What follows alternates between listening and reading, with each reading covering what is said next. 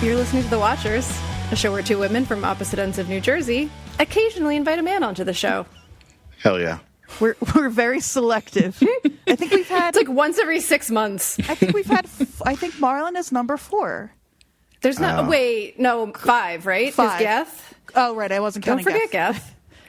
We'll introduce Marlon in a minute, but It's Chris Gethard, Josh Gondelman, Sav Rogers, Tommy Avalone, and Chris Wilcha. Yes. And Marlon Morgan. Yes. Not a documentarian.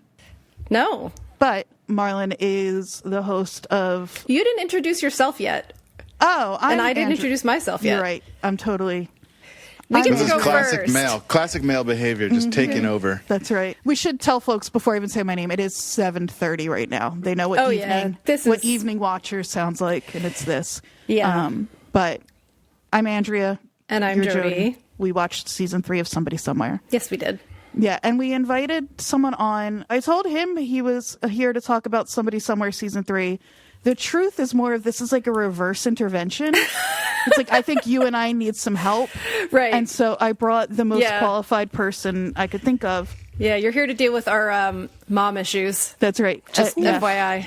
He's a licensed therapist. Mm-hmm. He is the founder and CEO of my favorite nonprofit organization, Wellness Together. He's also the host of This Helps with Marlon Morgan, which is a fantastic podcast. Our listeners know about it because I recommend it all the time. He's also a huge fan of Somebody Somewhere. And here he is. Welcome to the pod. Help, Marlon. Oh, man. Thank you so much. No pressure. Mm-hmm. And you both couldn't have found a more stereotypical, just brazen, higgish man. That's how I think of you. That's what I said to Jodie. Yeah. I said, I got this real meathead. Yeah. Exactly. Well, only the meatheads are huge fans of Somebody Somewhere. That's right. Yeah. That's right. You know. That's all I can find. I invite people to my man cave. I get them drunk off of Coors Light, then we watch the shit out of Somebody Somewhere, and we just cry. Yeah. Have we some don't tell teenies. anyone, but we cry. Yeah. That's right. Do some weird pedicures. That's right. Wait, can I cuss on this? Yeah. Fuck yeah. This is Jersey. We're from New Jersey. It's insulting if you don't. Yeah. Do you want to tell us about how you came to Somebody Somewhere? Me? Your relationship to the show? Yeah. You're the guest. Yeah. It's a way. So I love TV. And I got a podcast I can recommend for you. I love this podcast, which is what I was getting at, but Jodie beat me to it. And, you know, the idea of listening to people who I would want to hang out with, talk about shows and give their insights really appeals to me, because I feel like that's why I don't watch TV sometimes, is because, like, the time when I have to watch it, I'm by myself, and then the joy of really deconstructing, really making it not cool or fun anymore by just analyzing it is what I want to do. We're so good at that. So suck all the fun right out of it. It is addictive, and it's comfortable, and it's in your ears. It's like I love it. I love it. Yeah. Anytime I'm doing something by myself and don't want to hang out with myself, you'll find me doing that. Well, and I agree with you about like when the podcasts that I listen to hear about like pop culture and media stuff aren't covering a show, I'm always a little bummed, because I'm like, well, but I want to hear someone else like take apart every minute of it after I've watched it, so that I can kind of watch it again. Let me just, I don't know if this, how much time we have, or this is too much an aside, but I'm going to go back and say the most I've ever felt like that was a show during COVID that is called, I don't know if you all are fans of House Hunters or House Hunters International. Jodie, is it something you're familiar with? I've watched. Okay. I end up kind of hating all of the couples, and I'm not a hate watch type of person, so... Okay, but here's where this comes in. I think you're going to like this. It's hard to find right now, and I'm not sure why, but some of the best comedians did it because they had nothing else to do during COVID. They sat down with Natasha Leggero and Dan Levy, not Eugene Levy's son. He's another Dan Levy that you might know from the comedy world. He's hilarious. and watched episodes of House Hunters. They do the show and they invite people on Zoom, and it's like Seth Rogen, John Mulaney, like It's all a the people that are podcast?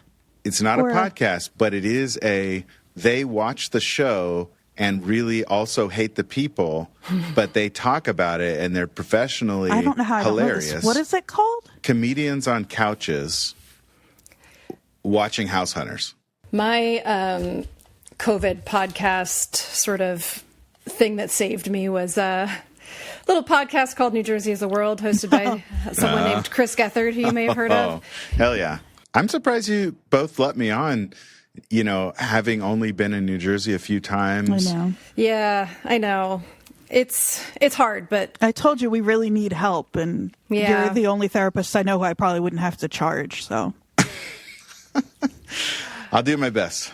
I still remember the first time Andrea and I met in person, and I had I'm going to bring this back to somebody somewhere, because I used to be a Sam in my interactions with other people, and now I'm more of a Joel. And my first instinct when I saw Andrea was to hug her, and I looked at her and I was like, I don't think she wants me to hug her. I'm not gonna. Yeah. I was firmly in the Sam end of the spectrum most of my life. Yeah. I have shifted much closer to Joel. I think if I am talking into a microphone, it is very easy for me to be Joel. Yeah. I mean, Jodie sees me cry every week. Weekly. But in my walk around day to day, I'm still closer to the Sam side of things. So Your walk around Muppet is a Sam. That's right. That's exactly right. Good. It's a little safer, I think. Yeah. Being a Sam is just, but you end up having to ask yourself at some point, is this how I want to keep myself safe? Because it can get a little lonely. Right. Absolutely. And I was, to be clear, a Sam for the majority of my life. It's the Joel part of me is quite new. Well, they're both good. I mean, I don't think one character makes sense without the other. They're both I love them. Yeah, no, you need a little bit of both. But, I think that the reason that at least I attached myself to this show so much is because it is those two parts of my personality, not personality, but the way that I've kind of taken care of myself and interacted with people. Started out very protective and now is still protective more than I would like it to be, but much more free with my love for my friends and family and stuff. So people that have proved themselves safe. Yes. Yes. Where do you put yourself on the Sam to Joel spectrum, Marlon? What are your top three Muppets that represent Sam and Joel? I put myself firmly in the Fred Rococo. I was going to say, or are you an Irma? Yeah. Well, Irma, I think, is so legendary. There's really only one, but Irma's You incredible. do have Fred vibes. I could not be more. When Fred is on the screen, Professor Fred Rococo? Fred, that's right. I love it. I love it. He's got everything I want to be. He feels very genuine. I told my wife asked me what's on my Christmas list, and I said, "You remember that bumper sticker you told me you saw on the freeway 2-3 months ago? I want that." So she let me know she's been looking for it, and not to get my hopes up because she can't find it, but it just said, "I'm loco for Fred Rococo." Oh my God, really that's good. amazing. And if I can't, I need. You can have need it. that. You can make it. I've never had a bumper sticker before. However, this would be the time. This is a That's good the reason one. to have one. But I love both the other characters. I just don't fully see myself in either of those, and I think I aspire to Fred. He really is so I've said it to Jodie a bunch of times, but whenever whenever there's some tension and he's just like when Joel and Sam are fighting and she doesn't want to go to the wedding and she's like, we're not talking. And Fred's like, you and I are talking. Yeah. It's a big fucking deal. Yeah. Yeah. He's the best. Yeah, in case all that wasn't enough, and then to pull out, what is that hot dog he pulls out?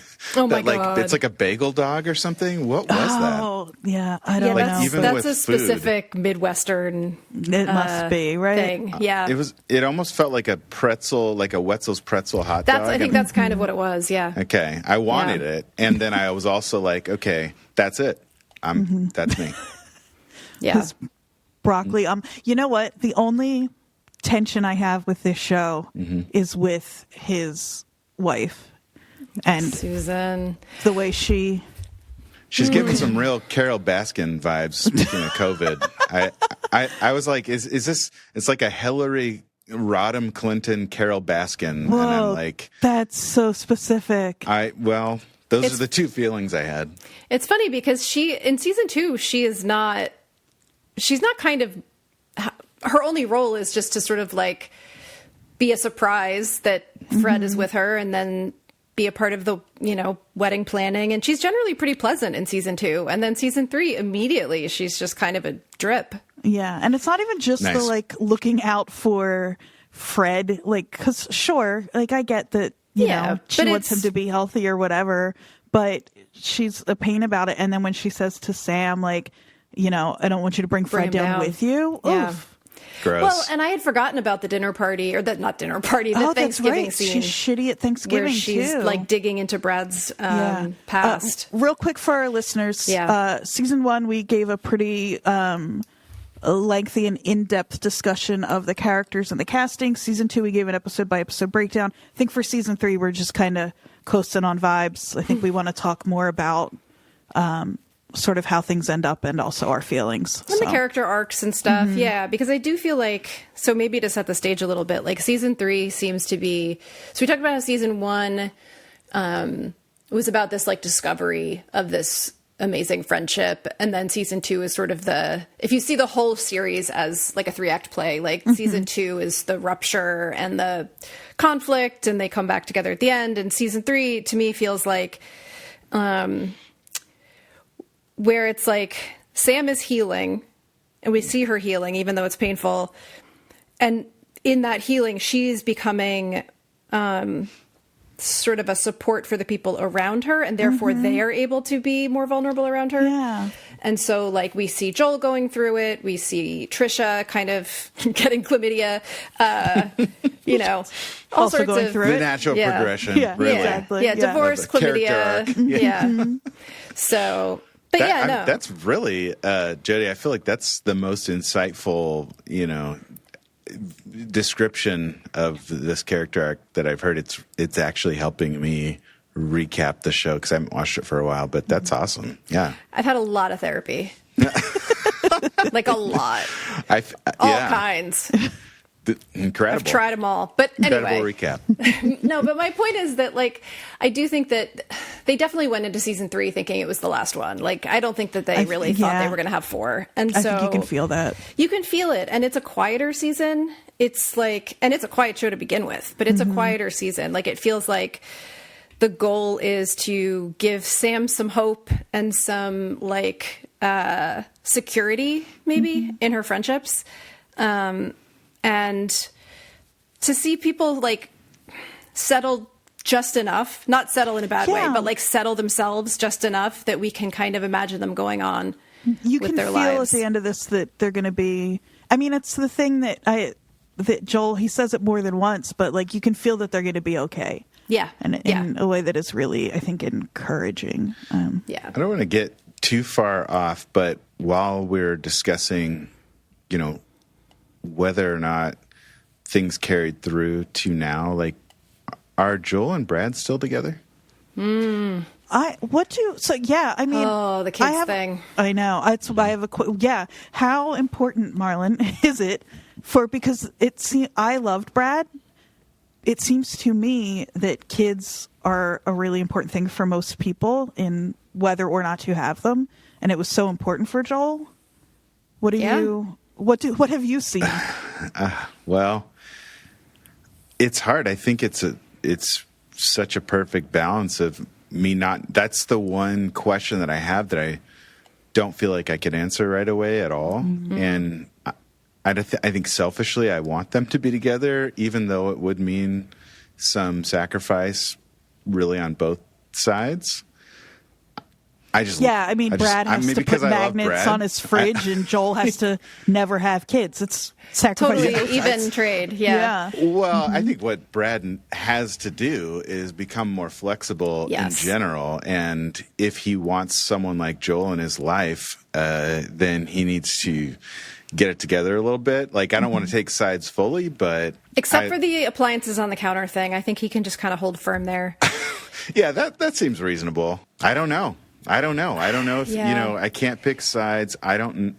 But I think you're right, though, that the key is that Brad has to, I was going to say he needs to chill the fuck out, but he needs to, like, let things go a little bit. And, like, because Joel, it feels to me like Joel is making all the sacrifices. And then when the series ends, Brad has made some, and that's sort of how they come back together. But the ones he's made are like, you can put a magnet on the fridge and I'll let you load the dishwasher. And like, they're in Brad's house. It's like, Do you think that the reason Brad is so resistant to kids, one, he's older, but older people have kids, is because of what happened with his own kids previously? Like, do you think that some healing there could maybe make him change his mind?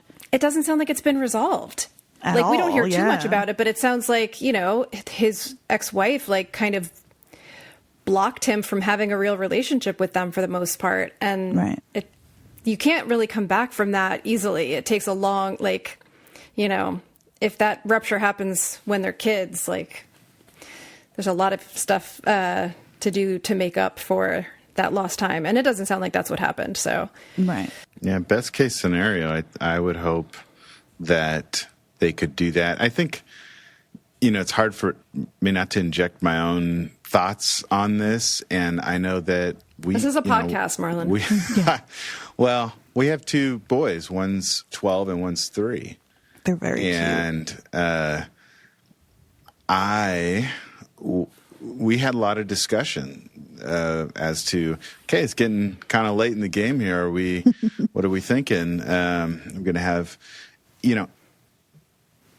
any hesitancy that I had prior, if you can tell where I was on the spectrum, I don't ever want my kids to hear this and think, oh, what, he was hesitating? Like, that's not it. It's just that, life's hard and I don't think there's anything harder or more important than deciding whether or not to have a kid, if you can decide. And, eventually we got to the point where it was like, okay, let's do it. I think this is, part of it was pessimism, old hurt, or whatever it is.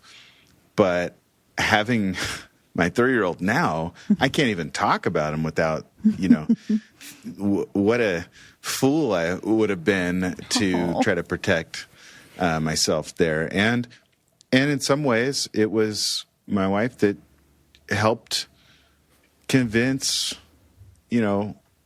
me to say, hey, why don't you, what if something good happened? What if he's like an amazing, person and you get to add to his life, and it's just all the good things. And so far, and even if it, no matter what happens from here on out, I can say that sometimes being vulnerable is the best decision. So I don't know. I think Brad does need to chill the fuck out, and I think he needs to do a do-over and take it as a huge opportunity.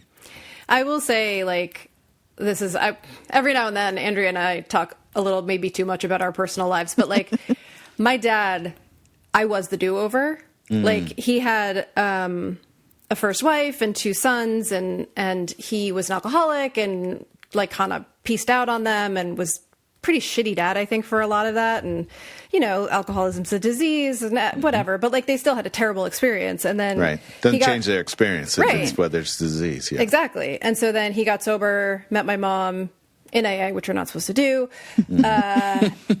And then had me and was like, okay, I'm 41. Like, I have another chance. And he did it very, very differently. And so, like, that is kind of my hope, is like maybe Brad gets another chance. But I don't know, man. I do relate to how controlling he is of his surroundings. Like, I couldn't decide. Are you a magnets on the fridge person, Jodie? Oh, so many magnets on my fridge. I thought that's the Joel in me. That's the I want to see the faces of the people I love every day when I go to get my half and half. Marlon, magnets on the fridge. It's almost like I hate to answer all your questions with non-answers, but I don't care. I think that's a perfectly fine answer. It's either or. I don't want to lose this other thought that I've been really wanting to talk about when it comes to these two, and that is, at some point you got to be kind of honest about if you're going to live in Manhattan, Kansas, and be gay and Lutheran or whatever it is that, those churches are brown and depressing is what they are, but and complex. But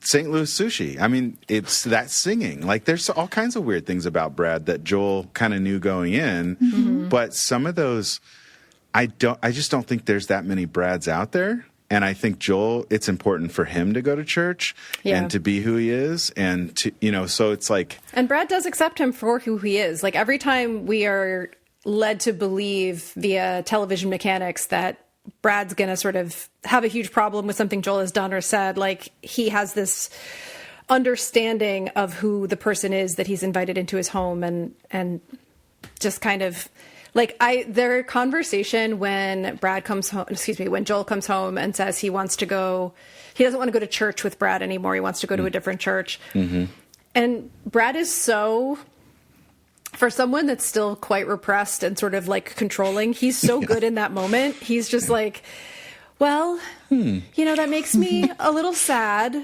but okay. Yeah. And then like Joel apologizes, and I think you can see Brad being like, no, it's all right. And then, Joel says something like, can we still go on our walk? Yeah. And Brad is like, of course we can still go on our walk. Like, and so Joel goes to make him some tea, and Brad says, surprise me. So that's he's good. Growing. Good moment. He's growing, right? Surprise me. You don't have to give me the hopeful. same tea. Yes. So I do think in our ideal world, the evolving, if these people keep existing, which in my head they do, like that's right. Same. he can continue to evolve and grow because he's so comfortable with himself in so many ways compared to the rest of them. They have a lot. They both have so much to offer, and is just as people, and then also as people who can relate to each other in Manhattan, Kansas. Yeah. It's there, and I think everyone in the show that plays a main character is like sort of a anomaly in a good way. I feel like if I went to that town, I could only hope to find that group of people. Exactly. Yeah. It's which rules, which is probably what in the first place it was like, that's hopeful in and of itself. Yeah. Like choir practice in a dead mall or what, like it's like the dream. Cool. Oh, I don't sing, but anything in a dead mall, I'm there. Yeah, totally. It's my happy place. Yes. Yeah. Yeah, I don't know. I also wonder about I think we're supposed to assume that Sam and Iceland continue to have. Can we talk for 10 to 12 hours about Iceland? Can we just all three try to do our best? What is it? Viglander? Oh, there's no way. Harjarderson or something like. I'm gonna look it up. Her reactions to every time he says a name is perfect because she's just like, okay. Is that a joke? Collection of vowels and dots in places I don't understand. What I love about him is how much he loves his dog. Well, and that he shows up because it's all I want to talk about is Iceland and the dog stuff because Sam falls in love with that dog who is Bridget Everett's dog in real life. What? At the pound or at the shelter, Pepper, the rescue, Pepper. Oh, yeah. And hesitates. And then I'm heartbroken when she goes back to adopt Pepper. It's the worst. But then she meets devastating. Quiet, strong, solid. At one point, she says that his dog is her emotional support animal. Great. And he's like, mine too. I found the spelling. I don't know if it would be. That's what I would love to know. It's V-I, but with a different kind of dot. And square root of 27. Yes. V to the I 10th power, G, L-U-N-D-U-R. So what do we think? Vilander Hjardarson. You're the Nordic person over there. This guy's Yeah, this guy's real name is It's one of your ancestors. Olafur Dari Olafsson, and my mom's maiden name is Olsen because my family is also an Olafsson, but from Norway. Well, my mom's name is Jorderson. Susan, and my dad's name is Ed, so fuck this show. Yeah. The dad's name is Ed. Of course he's Ed. He looks like an Ed. He does. Is only a 2-letter name. Yeah. And in the best way, though. Like, when you said they knew this was the last season, I kind of knew, too, only because they brought him back, even though he had already sadly passed. You know, and it was like, how long can they keep this going? You know, this is definitely it. Yeah. I know. When he calls, the phone rings in Sam's car. Oh. And I'm just like, and she starts laughing, and she's actually in like a good mood when she talks to him. Oh, it breaks my heart. Yeah.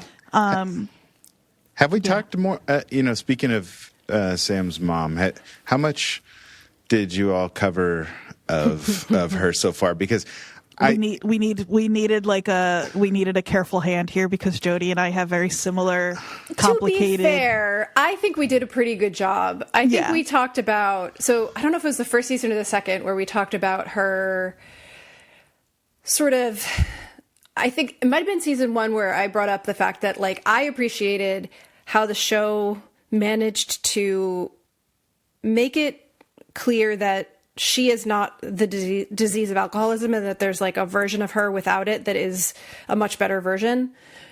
But then with the stroke, it's like, we talked about this last week, the idea that now she just is the worst version of herself most of the time. And like, neither of those things is necessarily her fault either, which is even more heartbreaking. Right. Like, she's caused them so much pain, and a lot of that is through sort of like disease and medical problems that lead to mental health problems.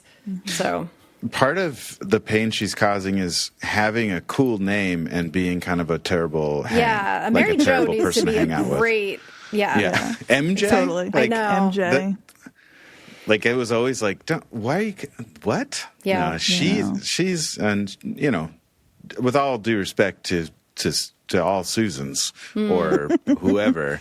No, Susan Karens is the and name Susans, of kind of an, Susan is a good name for a terrible character. Okay. And that's my mom, so I'm allowed to say that. Well, that was she was a toughie. Each time, I think anyone has any imperfect relationship with their parent or caregiver, I think, which is everyone, could see something in MJ that was like, Well, and they do a good job too. The thing that I was just going to say, to sort of try to be a little more generous to her and then backtrack immediately, is when you find out when they're in that like family therapy session that she's never even mentioned the fact Holly.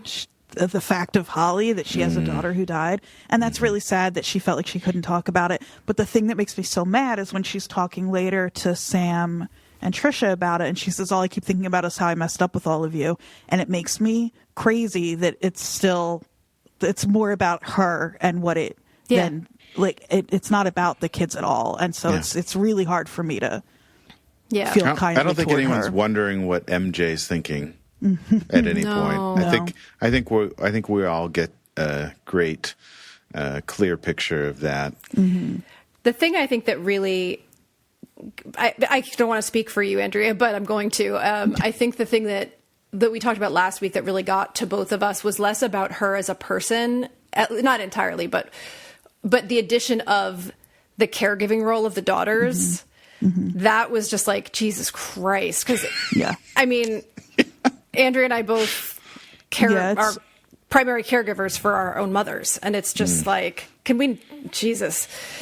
Yeah, it did not let up. It did not. I mean, at least the sisters had each other. Like, I was what would they do if they didn't? Like, that was one of the, Yeah, that's what Jodie and I were saying last week. Like, we could have used a Trisha. But even though Trisha kind of sucks, like objectively. I grew to love her. I learned to love her. I learned to love her. But at first I was like... Oh, at first she's terrible. Yeah. That's another thing that's so great about the show, though, is it's hard to make unlikable characters lovable in general. Like, especially when you give them an Escalade halfway through. It's like, oof. I don't know. Yeah. That and But- a internet connected fridge.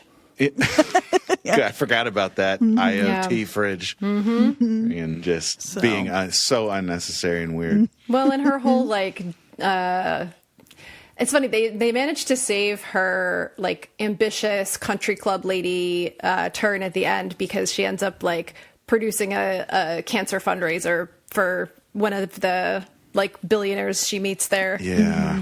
So I was just really hoping that they didn't take some kind of morning show Weinstein vibe with that guy. I was just waiting for it. I was just like, this guy's like all like folksy and kind of like, and it's like, there's no way he's well, really they keep like doing that. Like Yeah, we talk. Yeah, yeah, the show tends to set you up for like the what would normally happen in another show.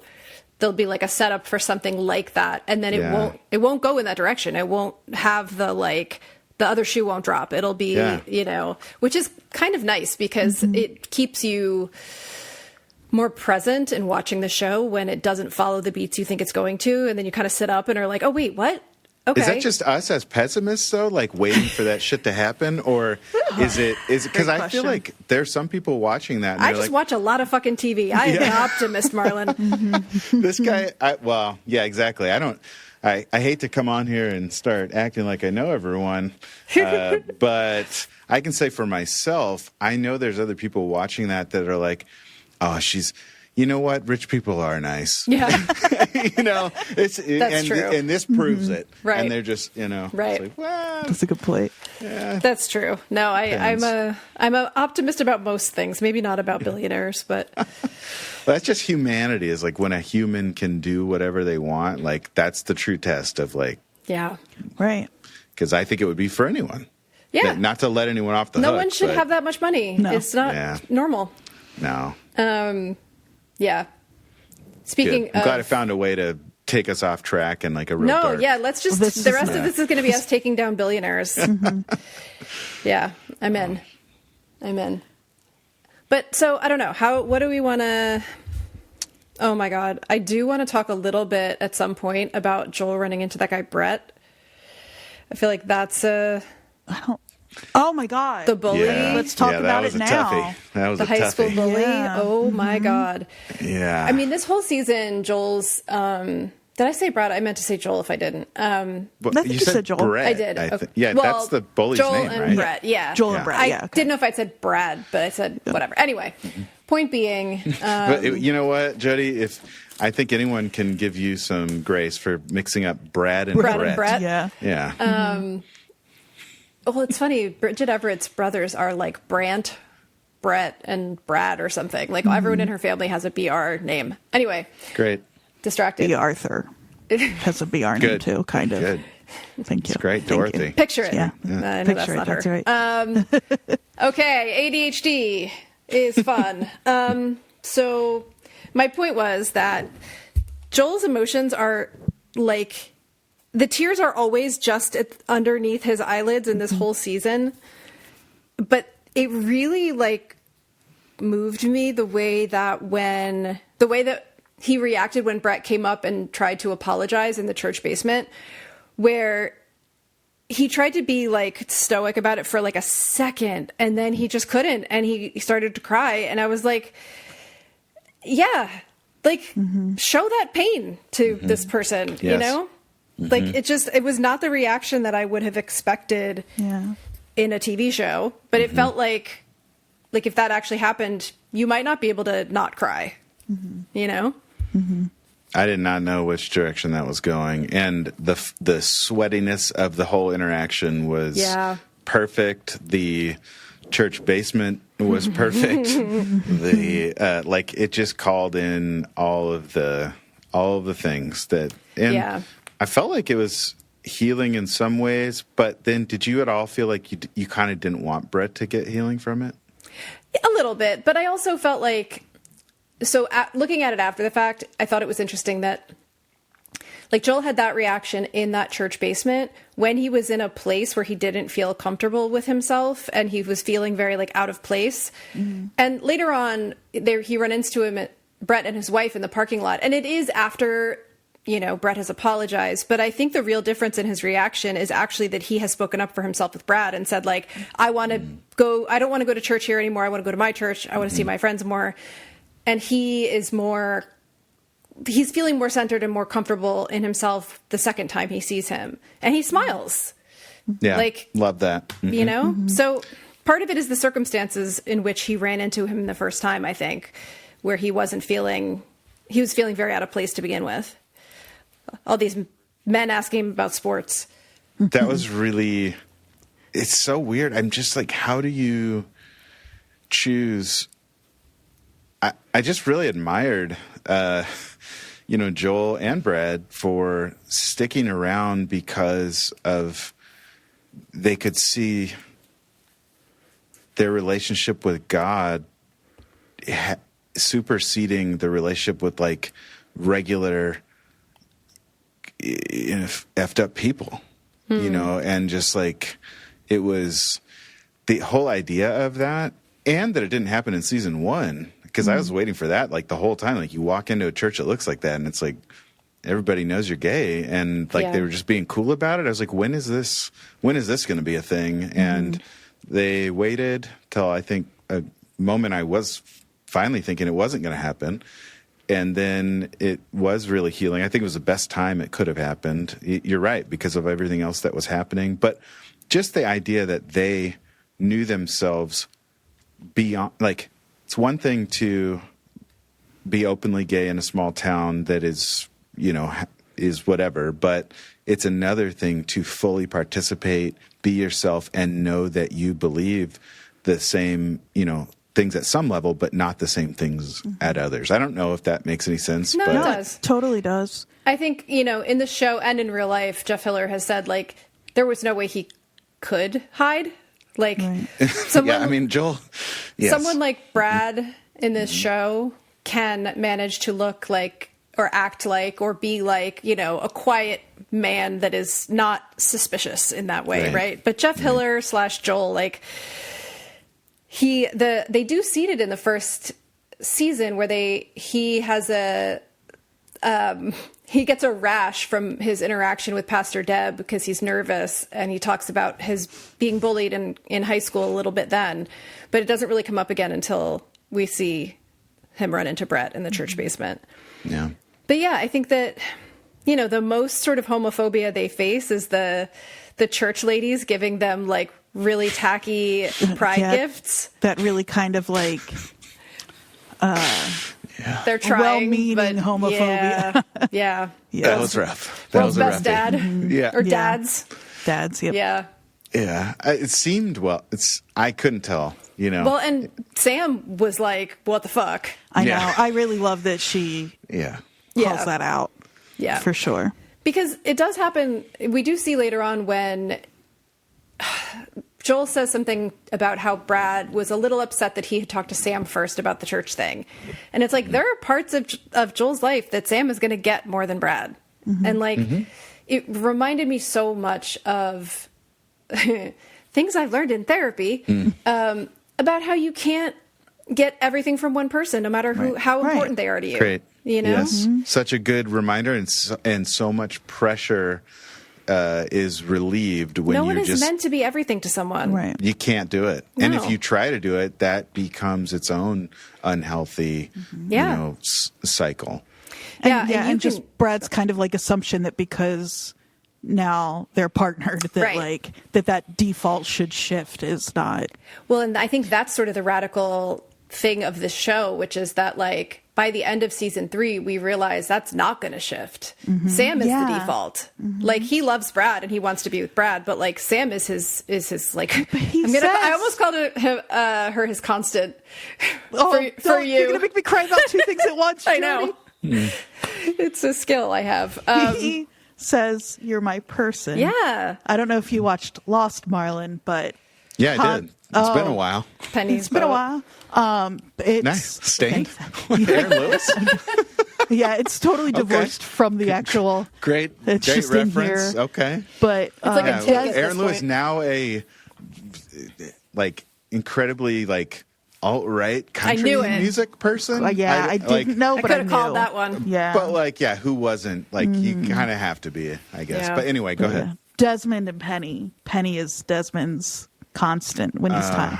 And that episode makes me weep.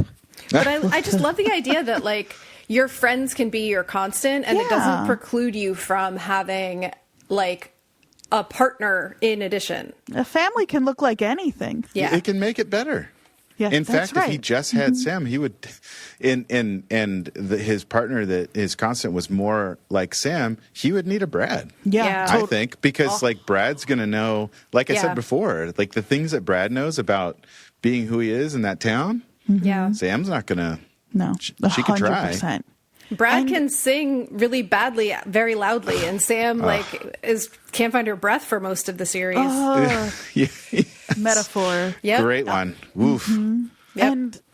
And like the church part of it anyway, what I'm trying to say is like, even though they end up going to different churches, they have that moment that we see where they're like recapping. Yes. That's another thing that That's Sam's it. not going to be interested in at all. Who's that guy holding the tiny poodle or the little dog, whatever. Like, But that's exactly it. Like, if you put everything onto one person, you end up with nothing to talk about with that person other than you go Jodie, in this like is this snake your eating pro- its tail. It's an your pro Ouroboros. polyamory Yeah, it's an announcement for a Ouroboros. podcast. I love that. That's great. No, but it's true. Like, it's so sweet when he picks him up from church and Brad starts to talk about the sermon that he heard, and Joel's like, "Oh, Yeah. cool, tell me about it." And it's like, well, if he was there, he wouldn't need that. Right. Like, Yeah. they need to That's have separate hobbies. experiences, separate churches, experiences outside of each other, and we're not. Totally. That's not the narrative we give people at least in our country. It's like your person is literally everything, and you. I think it's so detrimental to like both friendships and romantic relationships to put everything on one person. Absolutely. Yeah. You can't do it. You can't. No one can deliver on that. Well, and Sam tries to do it to Joel, and that's She where does. part of that rupture comes from. It's great. You know, I mean, like last week, Andrea and I talked about how like I was that friend in my 20s where I was very possessive of my friends and very jealous and very like these are my friends, and you know, it all came from insecurity and fear and abandonment issues and all of that stuff. But like, it's really toxic, and it's not a real friendship. It's selfish.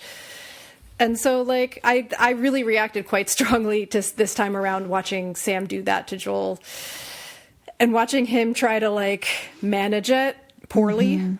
Yeah. Are Sam and Iceland together? No one wants Yes. to ask. No one I wants to hope ask. so. Of course they are. What do you mean? I don't mean what do you mean. I'm sorry. What I meant was I refuse to live In a in a world reality with- where they aren't together. Yeah. I think And, they're, I mean, how much do you want to hang out with them as a couple? I think that would rule. That would be so fun. yeah. I mean, Honestly, that'd be the best. Like, Jodie and I got deep into Muppet Big Three here. We had the person who like came up with that on the podcast. What? yeah, Yeah, Tara. The it's originator? She's a Jersey like pop course she culture is. person. Righteous. Yeah. But Marlon and I, I haven't found a spot for it yet on the podcast, but we got deep into it as well. Yeah. Yeah. Are you going to tell him what your big three are?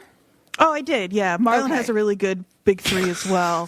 Jodie, do you want to share your big three, and then Marlon, you can share yours? If I can remember, I know that my son was something that was shocking to me at the time. It was Really? real growth for you, though. Yeah, it was a moment of like seeing myself clearly. I think one of them was it my son that was Sam the Eagle? Yeah. I think Yeah. so. Yeah. Wow. No, I think it's your moon because it's more in. I actually don't remember, and I can make a case Scooter, for a few. Sam the Eagle, and Animal. Isn't Janice in there somewhere? Oh no, it was Janice. It was Janice. Yeah. My son Janice. was Janice. That's what it was. Yes. My son was Janice because Art teacher. I'm an art teacher. I have tattoos and people think that I'm a lot more chill than I actually am. That's what it was. Right. Yeah. Said Sam the Eagle is the real. I'm surrounded by Sam's, Marlon. Just surrounded Really? by him. Yeah. You got to be when you're a triple chaos. Well, Scooter's not a chaos Muppet, but Yeah, when I came to the Sam the Eagle conclusion, I felt like I had to pause for a second to like let it sink in. Yeah. It makes, I mean, it's okay. It's because everybody hears Sam the Eagle and they think staunch Republican, but that's not his most defining characteristic. No, it's his need for control of his environment. That's right. And his need for order and rules. That's just because he sounds so white and authoritarian. Yeah. Even though he's blue. I'm very white, but I'm not very authoritarian. Although I teach, so maybe I am. I'm authoritarian in some ways. I get to give grades and stuff. Yeah. But you, like, immediately, that's a good thing to explore. Because, like, what were the reasons that you were like, oh, I don't know about this when you thought of Sam the Eagle? I know exactly why. It's because most of my life I have felt like the need to be in control of everything. And it's a part of myself that I do not like because I know that it's not, where it comes from is fear, not, any real need for it. Yeah. It comes from previous self-awareness where I'm like, oh, geez, uh-oh. You're in good company. I think fear is across the board for all human beings. And if it's not, then you're delusional in a different way. You're a sociopath. Yeah, and it's just how your controlling shows up. I want to find out what your big three are. Yeah. So just to recap, so your sun is like your core identity. It's your ego, your motivations, your fundamental personality traits. It's like if it's like if you're talking zodiac, it's like people who know me are like, oh yeah, she's such an Aquarius. It's true. Your moon sign is your emotional side. So your kind of inner world, your intuition. It's the side of yourself that you don't show to just anyone. Only your nearest and dearest and all of your podcast listeners get to know that version. And then your, rising sign. And your rising sign is the first impression you make, the way others see you, your attitude, that kind of thing. Right. This is so bringing it all back. Yeah. Okay. Yep. So maybe Marlon, you're a good example because we haven't known each other that long, but we've gotten to know each other pretty well based on having to talk into microphones at mental health people at each other. How else do you get to know people, Andrea? Exactly, yeah. And so for me, I would say my rising sign is Scooter because I think people have the impression that I'm a producer, first of all. I think it's the headphones part of it. It's the headphones. Yeah. It's the behind the scenes. It's that I seem to be organized until you meet me for more than 30 seconds. My son is Fozzie Bear. Yep.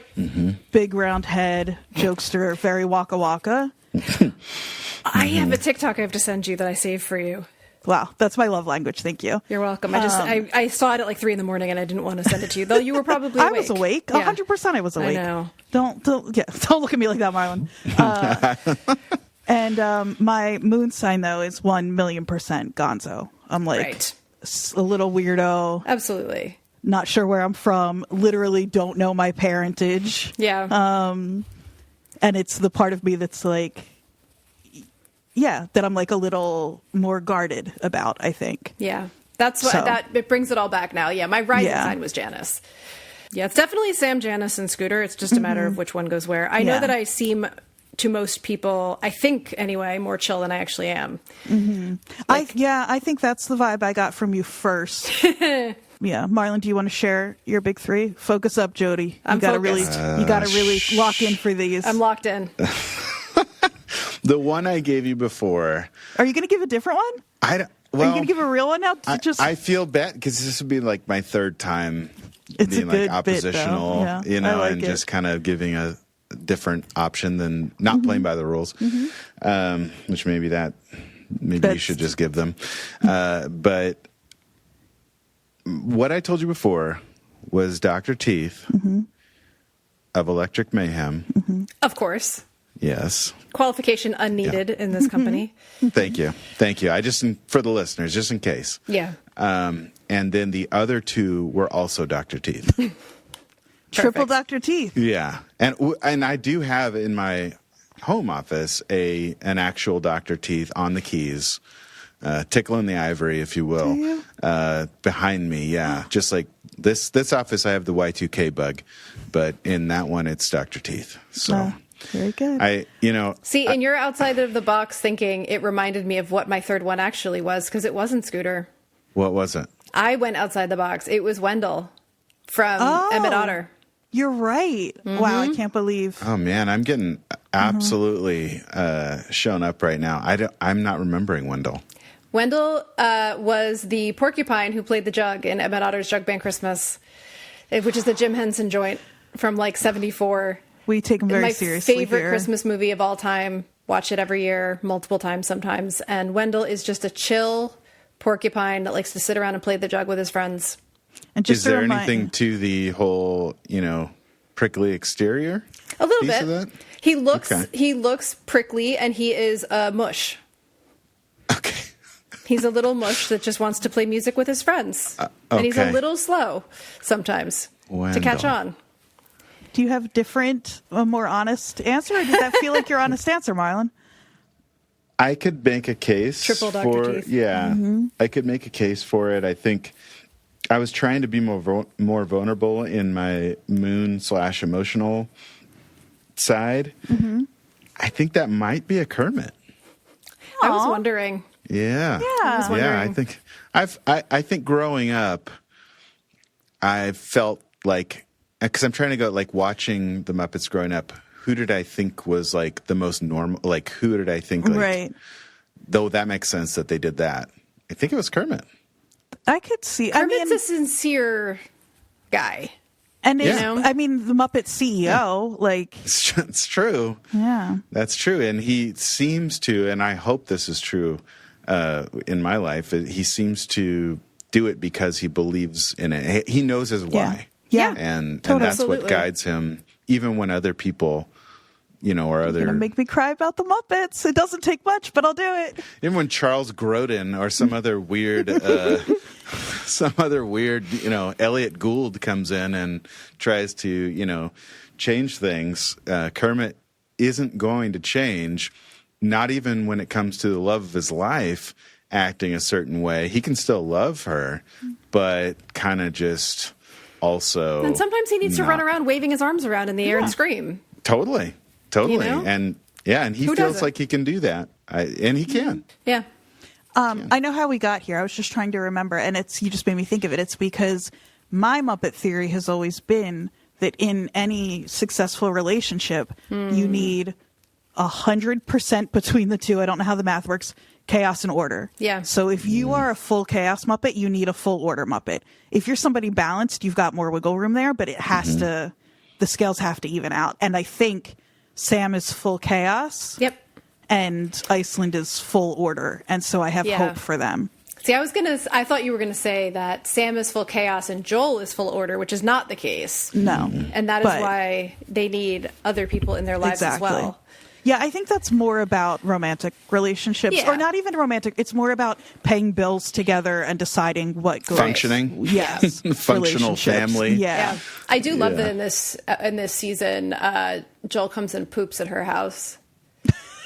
Like, he talks about how, like, he feels safer there. I think there's something really sweet about that. Mm-hmm. Yeah. I remember them all pooping from St. Louis Sushi, which was... Oh, yes. But I forgot about that. Speaking of their house, why was that one purple lightning bolt so prominent in all the kitchen scenes? Why did I care about it so much? I don't know. Just seeing it made me... Well, the decor is so interesting in Holly's house, too, because they comment on it this season that she has changed literally nothing. Mm-hmm. Like, it took her a long time to even sleep in the bed. And even then... That couch looks horribly uncomfortable. Yeah. Horrible. Not even long enough. But the fact that even as she is healing, the house looks exactly the same. And she talks about how she likes to have that around. And Trisha, I had forgotten about this part, that Trisha hadn't been in the house at all since Holly died. Mm-hmm. Gosh, that's Trisha's like her mom compared to Sam's more like, I would imagine, Ed. The reason I thought that was so interesting is specifically because, again, we're talking about this arc of 3 seasons, and Sam comes in as this fucking mess. She's crying, she's shut down, she's like... And she's kind of mean too. She is mean. And then we meet Trisha, who on the surface is also mean, but has her shit together, right?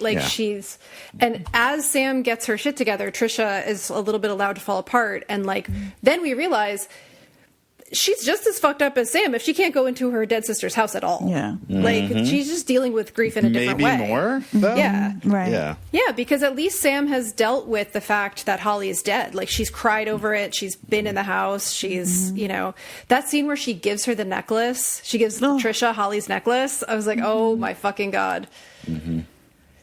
That whole, I could talk for, as Andrea would say, 10 to 12 hours about the importance of like one or two objects from someone who's no longer there, and how important it was for her to give that necklace to Trisha. Yeah. I mean, talk about it. What? It just made me think of like, this is going to get like, I'm going to get like weird and emotional, but like, but if you cry, Jodie, I'll be so excited. I don't think it's I'm ever never going to cry on the podcast, Andrea. I'm so sorry. I don't think it's ever going to happen. Well, I mean, too much is it weird self-control. to be emotional, though? I mean, no, it's just not how I function in this space. Like, it doesn't come up for me. All right. Trust me, I cry plenty. But it's just not usually at TV and movies and stuff, or talking about them. But I will say, the reason I bring that up is because, like, as Andrea and I talked the first week that we covered this show about how there's something that happens to you if you lose someone in your life earlier than most people tend to, like on average, right? So I lost my dad when I was 37, and I don't have a lot of his stuff. And so that when she gave the necklace to her sister, like, I was in therapy the other day, and I realized as I closed the Zoom that I was wearing the only piece of clothing of my father's I own, which is one of his cardigans. It was not this one. Okay. But he did have one kind of like this.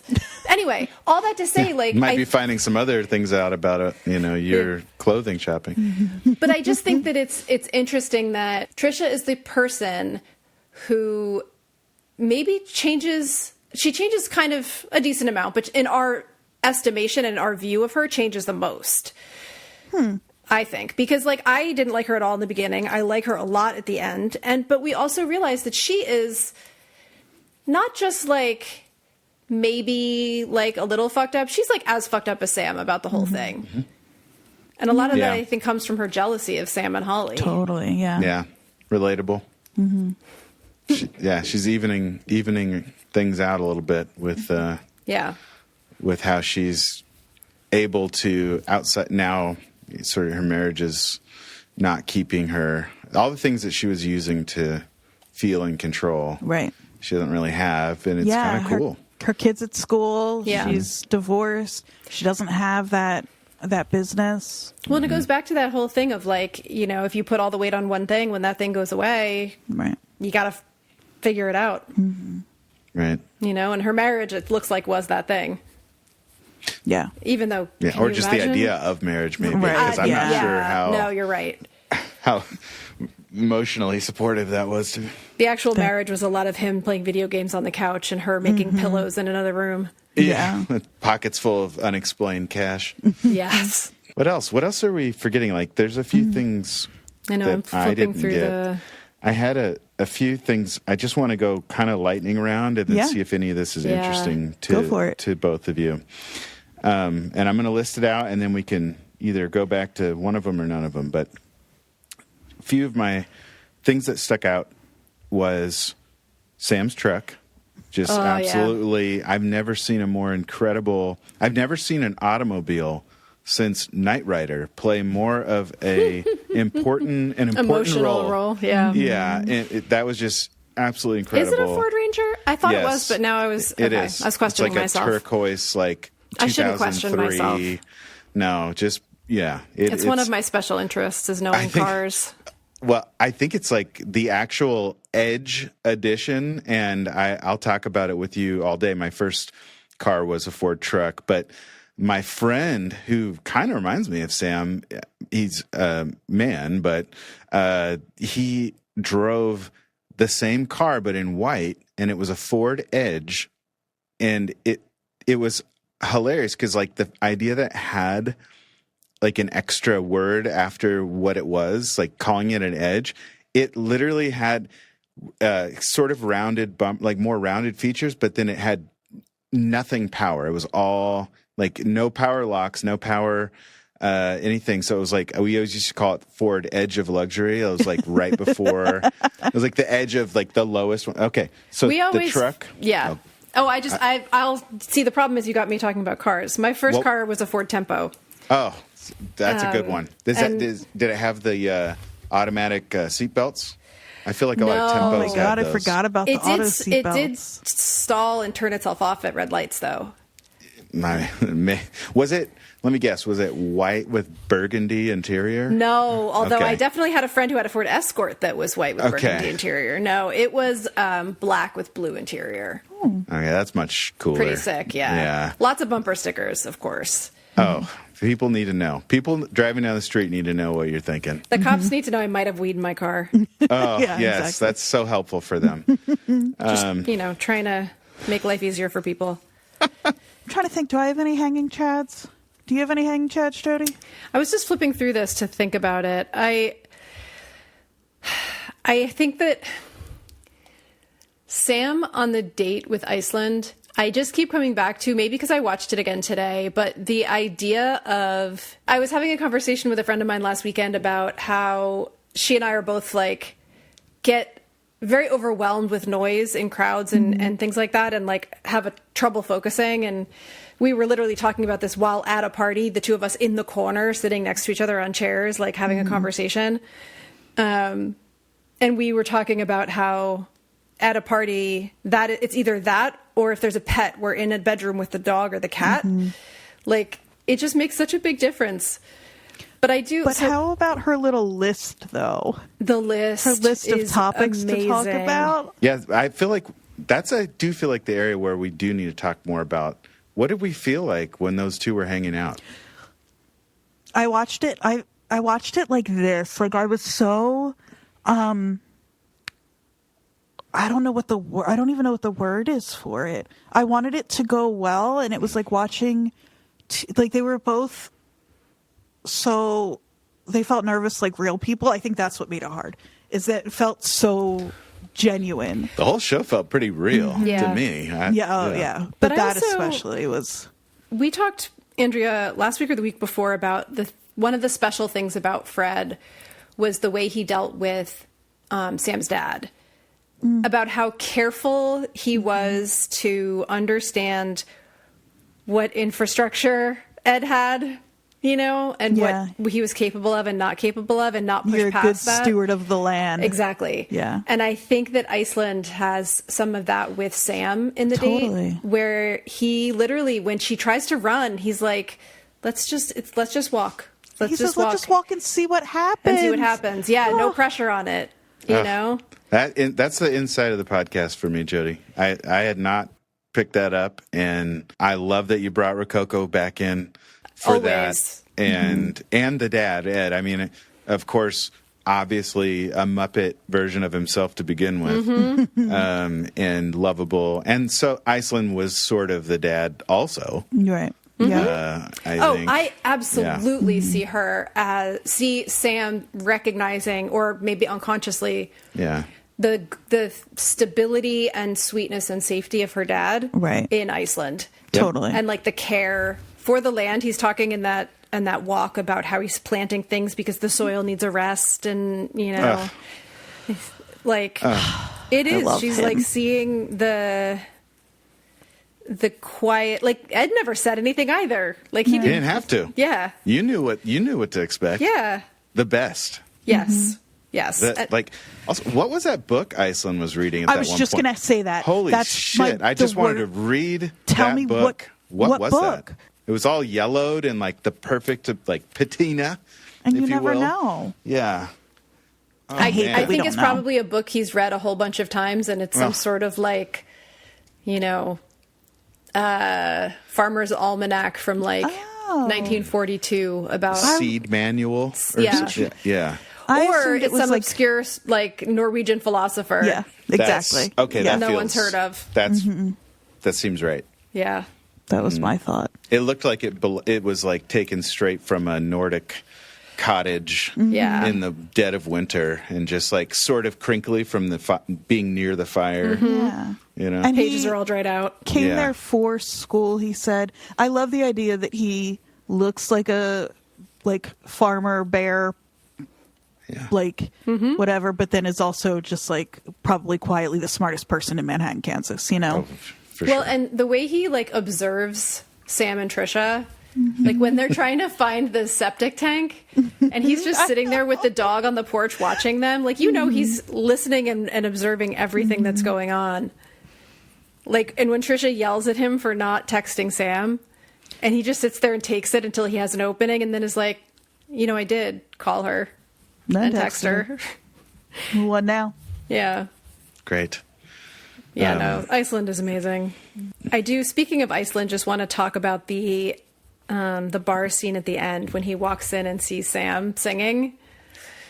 Because, these two people barely know each other. He's really mostly seen her. He's seen her with her sister, which is a little bit more of like who she really is, but he hasn't seen that Sam. No, he hasn't seen her like lit up, you know? And he clearly is like not taken aback at all, just like, awesome. Cool. He kind of knew it was there. Did he know? I think Did so. he kind of know? Yeah, totally. Yeah. He knows everything. You can tell. Is there anything else we need to... I love Iceland as well. I feel like that whole balancing thing is perfectly, when we know each other, we know each of the people a little bit. We know Sam a lot better than he knows her, but I think we can just tell that they're headed for something good, not something bad, and it leaves on that note, and love it. And they don't try to fix her by the end. Like, she's a little better. Yeah, I love know? that. She's to the point where she's sort of has enough emotional tools and health and has opened up enough to sort of, that she can continue growing from there. And hopefully the two, in that relationship, she can have Joel as another person. And who I think she's going to need with Iceland, because Iceland's great, but he's not going to have teenies with her and do pedicures. Absolutely not. I actually think the most important growth that happened for Sam is her relationship with Joel and her relationship with Trisha. Totally. Because that's a family member she didn't really have. Like, they were sisters, but they had been fully estranged to the point where they were super mean to each other and like had very little relationship other than like the things they had to do together. And at the end, like, they're good sisters to each other. Like, they're a support system that they didn't have before. Yeah, it's really nice. To your point, I think it helped that Trisha got that horrible case of chlamydia. I think so. Yeah. I think so. And really needed Sam. Like, you kind of got the feeling that Trisha was never going to admit she needed Sam. No. And it was only going to be the other way around, and it fully turned around. Yeah. Totally. Aw. Yeah. Just took a little chlamydia. What a treat. Never know that what's show gonna do was. Loved it so much. I have two I have one semi-related and one other little thing to wrap up. So if we don't have anything else, I'll move into those. I could do this like as long as I could until I fell off the chair. So yeah, Okay, there's just you. It's going to take you to. Something Jodie and I have brought up now 2 weeks in a row and not actually answered the question. And I did present it to you, Marlon. I don't know if you're prepared. We talked about how much we related to these people, and it really did for me. Seeing Sam felt a lot like seeing myself on screen. And we've kind of pinpointed a lot of the moments, but I think down to the things in the show that were so specific for me. Jodie, did I ever talk on the podcast about Katie? Is it? I don't think so. I haven't done a full cry yet. Like, this is such a side note, and I just don't want to leave somebody somewhere without saying this. Okay. Katie was my grandfather's favorite song. I've never heard. Yes. No, we did. I don't think we talked about it on the podcast. I think we texted about it. Or maybe you did. I have no memory. You know this. I don't think so, because I don't remember saying this out loud. I think I only texted you. I think it was probably still too close. Yeah. My grandfather, who basically raised me. It was his favorite song. I've never heard a recorded version of it. I've never heard anybody but him sing it until this fucking show. And it was, got you. Tough stuff. But beautiful, and like really made me feel like, oh, this show was put on the earth for me to see it. It kind of felt like, but it also took a long time for me to like see myself represented in anything really, for a lot of reasons. And I would just love to know when the first time you guys really can remember seeing yourself like reflected on screen or connecting with a character on screen. Oof. Do you have an answer, Marlon? Because I do, but I'd rather go second. I was thinking about it. I was already thinking about it, but no, I want to hear. Well, mine is kind of depressing, which is why I was like, does someone else want to go first? Because I think I mentioned this to Andrea when we first started thinking about it. My version of this is seeing someone who, like, internalized homophobia made me decide I hated as a character because it reminded me of me. And it was Joe from Facts of Life. Oh, my gosh. Why do you... Wait. She wasn't gay, I know, but she was quoted as, like, yeah. Because I actually thought she was gay. she dated men in the show. I mean, she might as well be queer. Queer women can exactly. date men. Queer women do date men. Well, that actually, as a kid, I think that was my most complex understanding of that, because I was like, I'm pretty sure. Yeah. I had some aunts and some very good family friends who were gay, and Joe was absolutely the archetype in my. I knew of two gay people in media. One was Joe, and one was the male singer from the B-52s. Yeah. Fred was Schneider? Is that who that is? Put Great. some respect on Fred Schneider's name. I loved the shit out of him. I was like, this guy knows what he's doing as far as singing a song. I mean, she could fix a motorcycle. Like, yeah. And that classic All-American bad boy jacket. Yeah. Yeah. And I think there was a part of me that was like, I could be that if I was less afraid. And like, now I have a wood shop. Like, Great. So I think for me, this doesn't feel depressing for me. No, it started depressing in my own life, and it became something that I have reclaimed in some weird way. Like, I had friends that would call me Joe in high school because they didn't know that I hated that nickname. And now I'm kind of like, maybe I don't mind it. Call me that. That's fine. That's funny.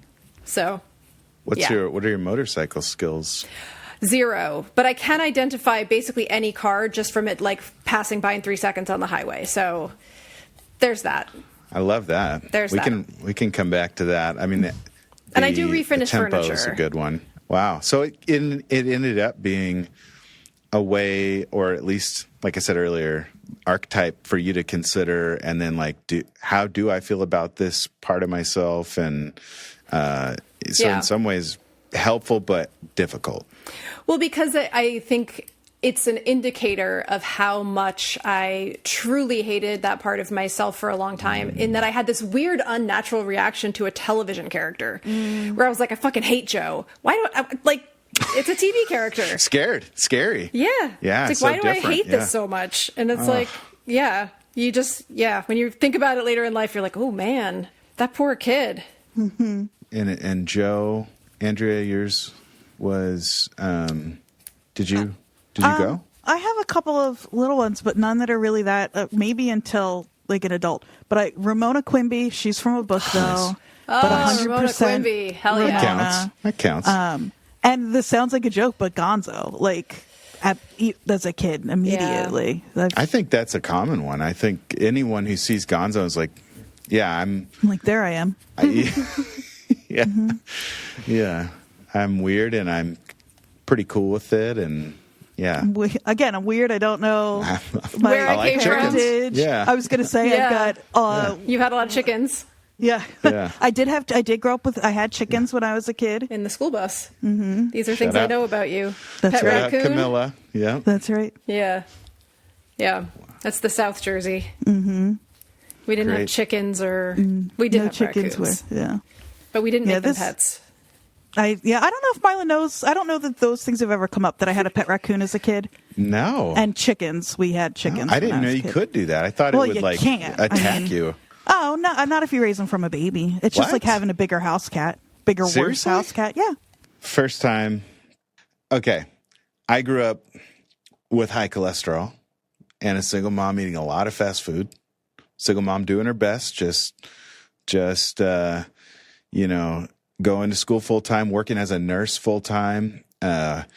but going to school to get to be an RN from an LVN and just so spending a lot of time sedimentary. What? No, sedimentary? That's You not- were Sedentary. sedentary. I was not Sedimentary is like the rock. an you were a igneous layer of or metamorphic. Yeah. Yeah. Yeah, so I was just being a piece of sandstone and not doing much. But I think I had a really big heart, but also a pretty extreme form of like justice, like and so, and probably more likely, and I know this is true in high school. I did partake every once in a while in bullying a bully, just because I could, and just kind of like, fuck that guy, like this feels good, and I had some anger. So, and I also lost someone pretty early on, my dad at 9. So, I think it all kind of culminated in seeing John Candy, whether it was Buck Russell or Del Griffith or Del. anything in between. I really saw a fat man who didn't see anything wrong with that, because unless someone was trying to use it as a leg up, I was just like, dude, this is fine. This is the way I look. But also, John Candy played football. He was obviously into acting. I didn't even know this until later, but I mentioned Drama 4. My one-person show in Drama 4 that I wrote and directed and starred in was Brag. John Candy. It didn't make it to Broadway, but in the suburb of Sacramento, also wasn't popular. So, but it was the night he passed away in Durango, on the set of Wagons East, and it was him going through kind of all the stages of his career to that point. Unbelievable. And so it was very meta.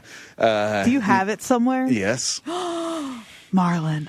I found Del Griffith's pajamas at a Goodwill, like the actual ones that match the curtains in the, Oh my God. Which is a weird way to say it, but the ones that match the curtains in the scene. Yeah, gotcha. I think. With We got Neil there. Page. Yeah. There's no full frontal nudity in Planes, Trains, and Automobiles, Marlon. I don't think anybody thought that's what you meant, but you know what, Andrea? That's a surprise to me. I would have never thought that. Mm-hmm. So this is me gaslighting. I like me. And, Colin Hanks putting out I Like Me, the documentary, of which I cried non-fucking stop. And my wife just tried to put me back together. I was depressed for 2 days, full days, in not in a like the world sucks sort of way, but just in a loss. I haven't feeling felt that all these real feelings. loss. Yeah. It was like being Uncle Buck, living however you want, but protecting people who needed it, using your size to do that, using your brain to do that, unashamedly. Your humor to do that. Yeah, humor to Yeah. do that. I was like, this is this is who I want to be, and and so just recently it's come back up, and that's my answer. It's a good one. I love that. Thanks. Yeah, it's a It's a great good one. answer. Jodie and I are deep down. I'm John Candy, and she's Molly Ringwald. So that means we've talked about it on the podcast so many times. How there's two John, there's a John Cusack for each of us. You did say John Cusack, not John Hughes, and I just Oh, I'm realized so sorry. that it was a Yes. misspeak, and that's why. I but was you going meant to there's allow a John it. I was Hughes. like, I just yeah. thought No, I was, I meant John Hughes. because I think you could make the case for the Cusack. There is a John Cusack for everybody. It's just in this case, Yes. Jodie and I share. Yes. Our John Cusack is the Better Off Dead John Cusack. Yes. Okay. Yeah, because every movie can be a Molly Ringwald or a John Candy movie, even Right. if they're not in it. It's more that I was really into the more romantic John Hughes movies when I was younger, and you were definitely more into the comedic, And I'll make the point that it's pretty romantic when Buck Russell and Shanice Kobolowski actually do see eye to eye towards the end. Yeah, And, you know what? You're right. I'm with you. There's some romance in there. It's good. Yeah. And I love it. This makes me want to go bully some bullies, to be honest. Oh, yeah. Okay. It is so close to mine and Jody's bedtime. I have one little thing. It's voicemail time, Jody. Yay! I've got one for you. This is becoming my favorite part of the episodes. And here we go. Hi, Andrea and Jody. This is Melissa from Las Vegas. I just got home from seeing the Chasing Amy documentary with a Q&A with Fred Oh my Rococo. God. We love him. He was so incredibly nice, and he spoke so highly of you, too. We just both love you so much. Anyways, I'm also calling to ask, or request, I should say, that you cover season 2 of Seven. Oh. Thank you so much. I love you guys. You're fantastic. Happy birthday, Jody. Have a great night. It's over a month ago now. But you know what? Yeah. Keep wishing me a happy birthday. I'm all for it. I told it was Jody's birthday when we opened the lines up, so I said, call and wish Yeah. Jody happy birthday. And then the next week we said, like, oh no, now every week if you call, you have to wish Yeah. Jody happy birthday. And I like that our listeners are doing that. I love that. Yeah. Yeah, No, that's so nice. That's amazing. Oh, thank you, Melissa. Yeah, thank you. And I hope that you found out about Sav through us, and that's how you ended up there. That was one of like the best episodes we've ever done. No offense, Marlon. Yeah. Maybe this will be up there, but Maybe this will be up there I'm now. okay with it. I wasn't even expecting to chart. He's great. I'm excited to see the short he's working on. It got fully funded pretty quickly, so yay! Yes, I that's saw exciting. Yeah. that. Oh, I love all of our Melissas. I know. We have so many listeners. Oh, Ooh. Andrea. Is that new? Clap, Is clap, that- clap, clap, clap, clap, clap. I don't Yeah, have where's my your soundboard. soundboard? I don't have it. Oh my God. I'm in a little town outside of Boston Sad little. without my soundboard. Historic. Clap, clap, Yeah. clap. So That's so sweet. yeah, I loved that. So yeah, if you have anything you want to say to us, Call us up. nice or not, 856-336-8986. Tell us your Muppet preferably Big Three. nice.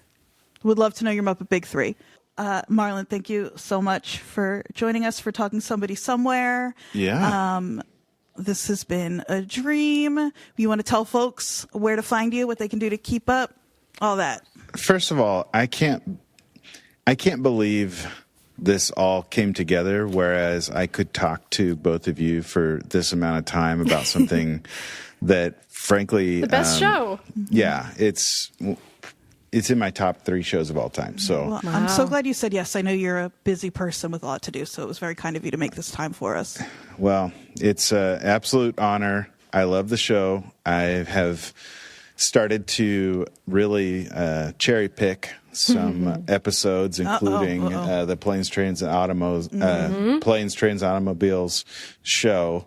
And so I will be listening. I may even leave a voicemail or Please, make that's my so wife, funny. whose name Melissa, There actually we go. call. Maybe I'll ask her to do it. Please. She's the And coolest. Thank you.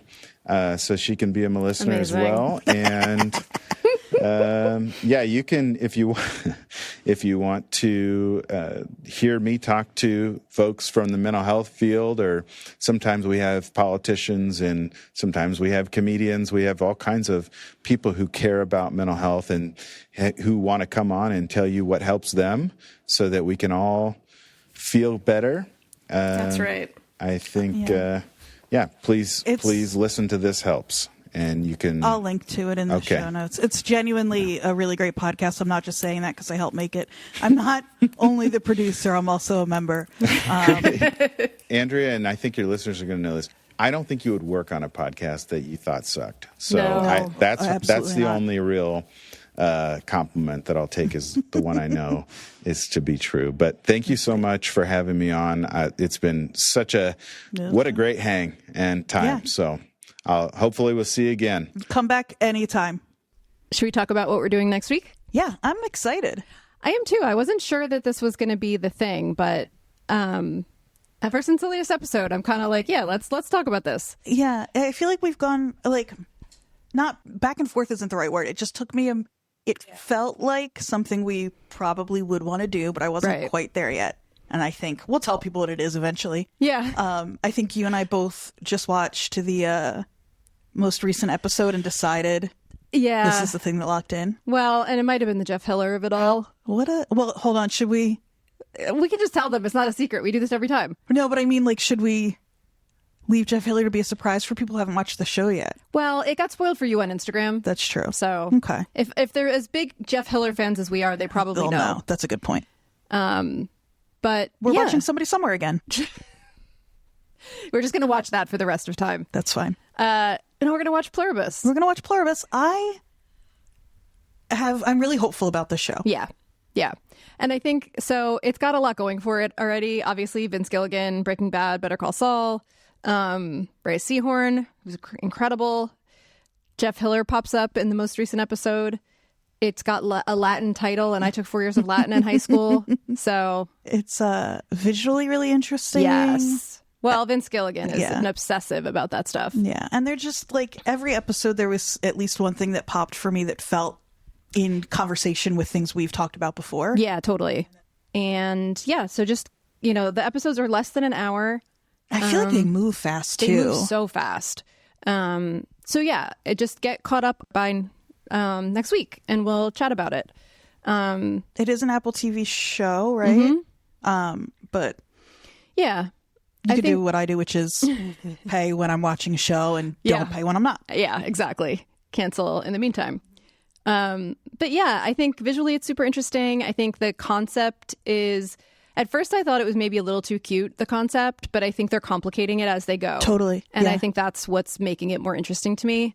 And they're expanding the world out a little bit, and that's interesting. And there's a lot of like super fun details that are just like really interesting to pick up on as you go. So yeah, and I feel like we'll talk more about all this. Obviously, this was a long episode to begin with. Yeah. But I do feel like every episode feels like it adds another like color that it's painting with, and so I think I'm really interested to see where we'll end up by the end. We'll say, if you haven't watched the show yet, my suggestion is watch the first episode. If you're it's really well done, watch the first two. Well, what I was going to say is watch the first episode. If the last 5 minutes grab you, you will be really in for the next 3. I think most of the pilot feels like consistent in a way that is different from the rest of what I've seen so far. Yeah. So that's except for those last 5 minutes, feel way more like what we've been watching otherwise. I feel like the first first 90% of the pilot feels more like a Station 11, Last of Us, pandemic thing, and then it completely kind of turns on its head a little. So, yeah, I think that if the last bit is interesting to you, keep going with it. Yeah, agreed. But yeah, so we're going to talk about that. I wasn't sure at first, but I'm really psyched now to talk about it. So I'm excited to have a week-to-week show to talk with our listeners about. And there's a lot of fun behind-the-scenes stuff as well that is like connected to things we've watched before. So like I watched Breaking Bad and Better Call Saul. I haven't seen the El Camino movie. And you watched Breaking Bad, but not Better Call Saul, Not Better Call Saul, but I loved Breaking Bad. I just never got around to Better Call Saul. Well, and he basically wrote this show for Ray Seahorn. Like, he loves her so much, and he wanted her to have a vehicle where she could be the star of it.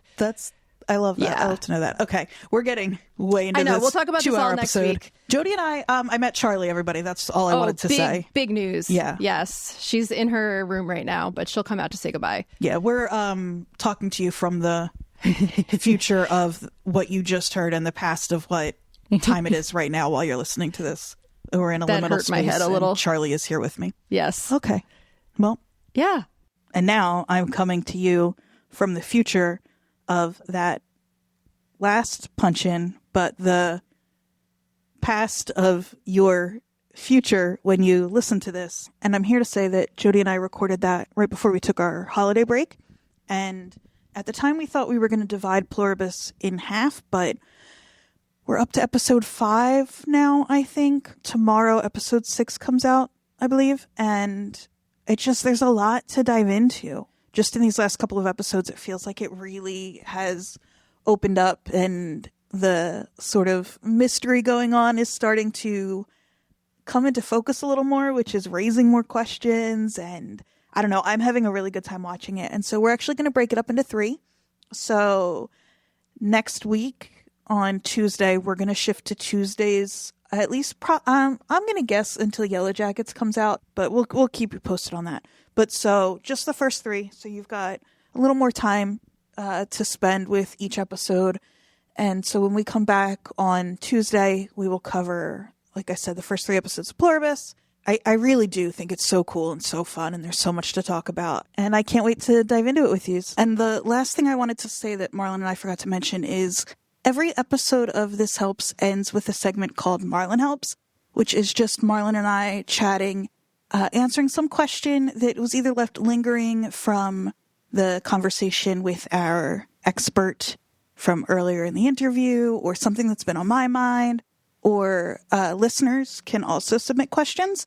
And he's such a thoughtful, smart, generous, empathetic guy. I think you probably heard that in this episode with how carefully he thinks about these fictional characters. He's just as good when it comes to talking with actual human beings. So if you have a question or could use a little guidance, or just wondering, or if there's like something that's been kind of nagging at you about, I don't know, your personal life, culture, really anything, pop culture. He's obviously a big pop culture guy. You know I am too. Really anything. We just love hearing from listeners. And so if you want to submit a video question, we will play it and answer it on the podcast. And you can head to thishelps.com/ask and scroll down a little bit for info how to do that. I've also linked directly to it in the show notes. And yeah, we'd love to hear from you. If you do leave Marlon a question, feel free to let us know that you found the podcast through his visit with us here. Yeah, hope to see you guys over there. So I guess that's it. Shoot us an email, leave us a voicemail, leave us a 5-star review on Apple Podcasts or wherever else you listen. And in the meantime, as always, bang yourself in the head, get in the car, go to New Jersey.